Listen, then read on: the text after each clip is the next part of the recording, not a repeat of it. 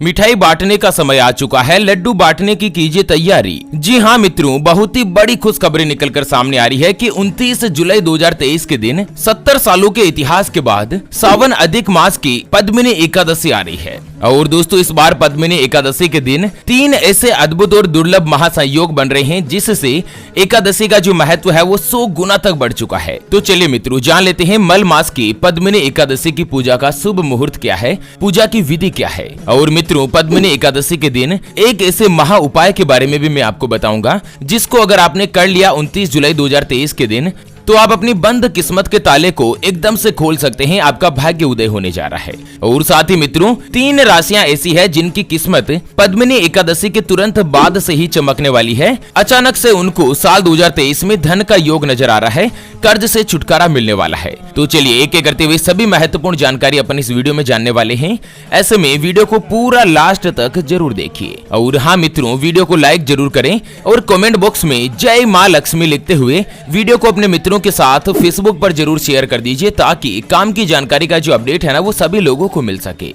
मित्रों, हिंदू सनातन धर्म में सभी एकादशियों का विशेष रूप से महत्व होता है, लेकिन पद्मिनी एकादशी को सभी एकादशियों में से महान माना जाता है। सबसे पहले तो ये 3 साल में एक बार अधिक मास यानी कि मल मास में ही आती है और इस बार सावन के पवित्र महीने में पद्मिनी एकादशी है।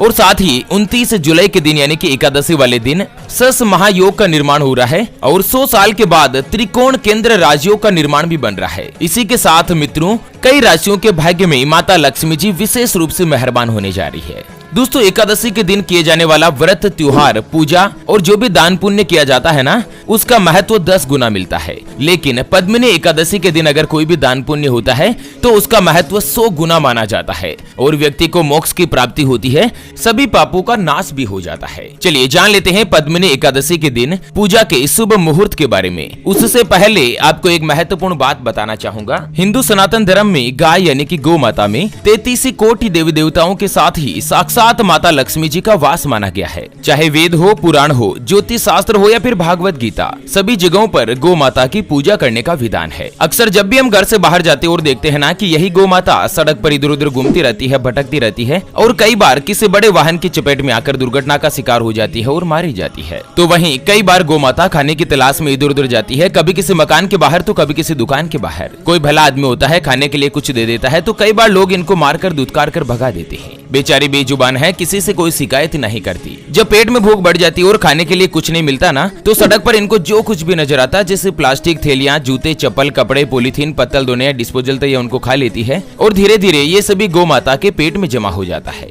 कुछ ही समय पश्चात गौ माता का पेट खराब होकर बड़ी ही बेरहमी के साथ तड़प तड़प कर मारी जाती है। मित्रों, जब भी मैं ये दृश्य देखता हूँ ना, मेरा मन बहुत ही ज्यादा दुखी होने लगता है। हमारी टीम ज्योतिषवाणी के द्वारा इस बार एक अद्भुत महासंकल्प लिया गया है कि 29 जुलाई 2023 यानी कि पद्मिनी एकादशी के दिन एक हरे चारे का ट्रैक्टर मंगाया जाएगा और उसको जगह जगह घुमाकर, जहाँ कहीं भी गौ माता का झुंड इकट्ठा रहता है ना, वहाँ पर ट्रैक्टर को घुमा घुमा कर गौ माता को हरा चारा खिलाया जाएगा, उनको भरपेट भोजन कराया जाएगा। कम से कम सावन के इस पवित्र महीने में एकादशी का दिन तो ऐसा हो जिस दिन कोई भी गौ माता भूखी नहीं रहे। और मित्रों, हमारे इस महासंकल्प को पूरा करने के लिए हमें आपके सहयोग की आवश्यकता है। तो अभी जो आप ये स्क्रीन पर QR देख पा रहे हैं ना, श्री हरि ज्योतिष के नाम से, इस पर आप अपनी श्रद्धा अनुसार गौ माता के हरे चारे के लिए 21, 51, 101 या 501 रुपए या 1100 रुपए, जो भी मित्रों आप आर्थिक सहयोग करना चाहो या गौ माता के हरे चारे के लिए दान करना चाहो, वो आप इस QR के ऊपर जरूर कीजिए। सच्चे हृदय और पवित्र मन के साथ किया गया दान किसी भी गौ माता को 1 दिन, 2 दिन, 5 दिन या 15 दिन का भरपेट भोजन दिला सकता है और बदले में जो आपको साक्षात माता लक्ष्मी जी और धन के देवता भगवान कुबेर देव का जो आशीर्वाद मिलेगा ना, वो आपको इसी साल इसी जीवन में कई हजार गुना लौट कर आएगा और यही कटु सत्य है। चलिए जान लेते हैं मित्रों सावन में पद्मिनी एकादशी के दिन पूजा के शुभ मुहूर्त के बारे में। तो दोस्तों, उदय तिथि के आधार पर इस बार पद्मिनी एकादशी 29 जुलाई के दिन पड़ रही है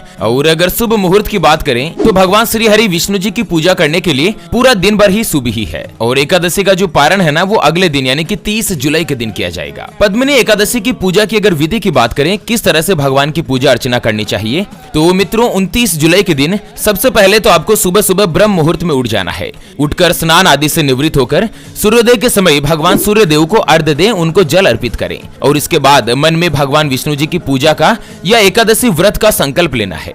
और इसके बाद भगवान विष्णु जी की आराधना करनी है। भगवान विष्णु जी को पद्मिनी एकादशी के दिन कसार का प्रसाद बनाया जाता है। कसार का प्रसाद होता है मतलब गेहूं के आटे को थोड़ा सा सेक कर उसमें घी और शक्कर मिलाकर उसका एक जो सत्तू होता है ना, सत्तू टाइप का प्रसाद बनता है।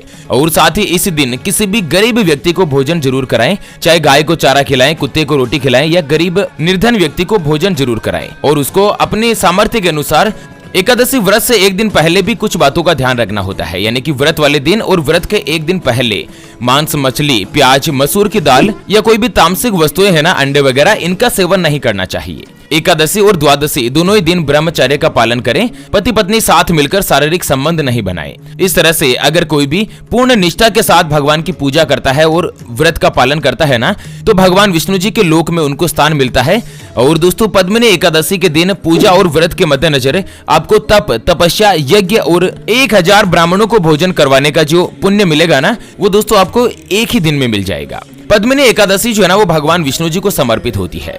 ऐसे में भगवान की पूजा करने के बाद ही दिन में 108 बार जब भी आपको समय मिले ओम नमो भगवते वासुदेवाय का जाप जरूर करें। इस तरह से आप सच्चे हृदय और पवित्र मन के साथ अगर पूजा करेंगे तो पूजा का प्रतिफल आपको जरूर मिलेगा। चलिए जान लेते हैं पद्मिनी एकादशी के दिन किए जाने वाले कुछ विशेष उपाय के बारे में, क्योंकि दोस्तों पद्मिनी एकादशी के दिन लक्ष्मी नारायण महायोग का अद्भुत महासंयोग भी बन रहा है। ऐसे में इस दिन आप कोई भी उपाय करोगे तो उसका फल भी आपको जल्द मिलेगा। उपाय के ऊपर चर्चा करते हैं, उससे पहले आपको एक इम्पोर्टेंट बात बताना चाहूंगा कि जिंदगी में आप कई ऐसे लोगों से मिले होंगे जो कि बहुत ही ज्यादा मेहनत करते हैं, तो वहीं कुछ लोग आपको ऐसे भी मिले होंगे जो बहुत कम मेहनत करने के बावजूद भी बहुत ही आगे तक पहुंच जाते हैं। वहीं जिंदगी में आप कुछ ऐसे लोगों से भी मिले होंगे जो पूरी उम्र भर मेहनत करते ही रहते हैं, लेकिन आखिर वो हासिल नहीं कर पाते जिनके वो हकदार होते हैं, यानी कि जीवन उनका गरीबी में ही निकल जाता। मित्रों, ये ग्रहों का खेल नहीं तो और क्या है। और इसी के समाधान के लिए हमारे गुरुजी आप तक लेकर आए हैं आपके अपने जीवन के बारे में व्यक्तिगत यानी कि पर्सनलाइज्ड कुंडली,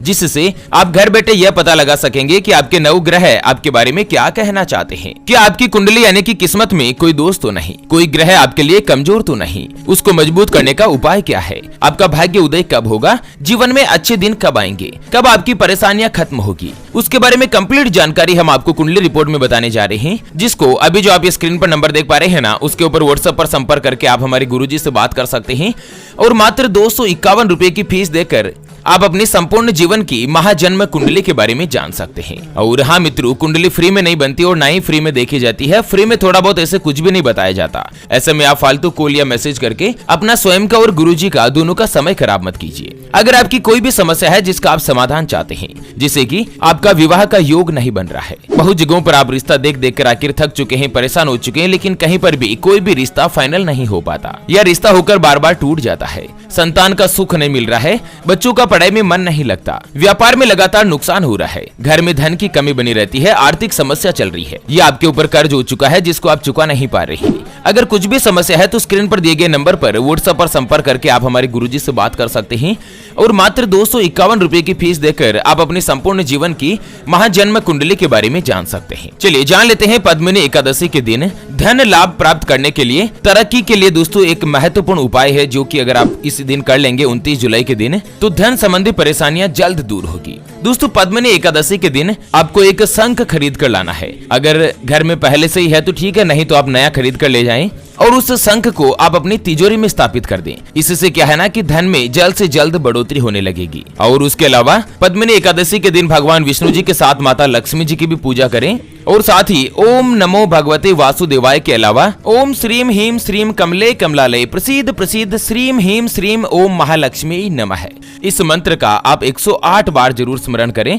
धन संबंधी परेशानी जल्द से जल्द दूर होगी और माता लक्ष्मी जी की कृपा के साथ ही आपको उनका आशीर्वाद मिलेगा। चलिए अब जान लेते हैं मित्रों, 100 साल के अद्भुत महासंयोग के बाद 3 ऐसी राशियां हैं जिनका भाग्य उदय होने जा रहा है। 29 जुलाई के बाद से ही उनके जीवन में बहुत बड़ा चमत्कारिक बदलाव होगा। तो सबसे पहली जो भाग्यशाली राशि आती है ना, वो बनती है सिंह राशि, जिनके नाम का पहला अक्षर मा मी मू मे मो टा टी टू और टे से शुरू होता है, उनकी सिंह राशि होती है। दोस्तों सिंह राशि वाले लोगों के लिए नौकरी बदलने और अपने वर्तमान कार्यस्थल में पहचान पाने के लिए यह समय बहुत ही अनुकूल चल रहा है। आपको व्यापार में कुछ कुछ काम अगर डिले चल रहे हैं, लंबित चल रहे हैं या कुछ काम अटके हुए थे ना, जो आपकी प्रगति में बाधा बन रहे थे, तो सिंह राशि वाले अगस्त के बाद से ही आपकी तरक्की होनी शुरू होगी और जल्द से जल्द आपके अटके हुए काम पूर्ण होंगे। आपको जीवन में शांति की अनुभूति होगी और इस अवधि में धन लाभ होने की संभावना प्रबलता के साथ बनेगी। अपने जीवन साथी के साथ भी सुखी आपका व्यावसायिक जीवन रहेगा और परिवार में उत्साह बनेगा। परिवार के सदस्यों में जो परेशानियां चल रही थी वो धीरे धीरे समाप्त होगी। दूसरी जो भाग्यशाली राशि बनती है ना, वो आती है मेष राशि,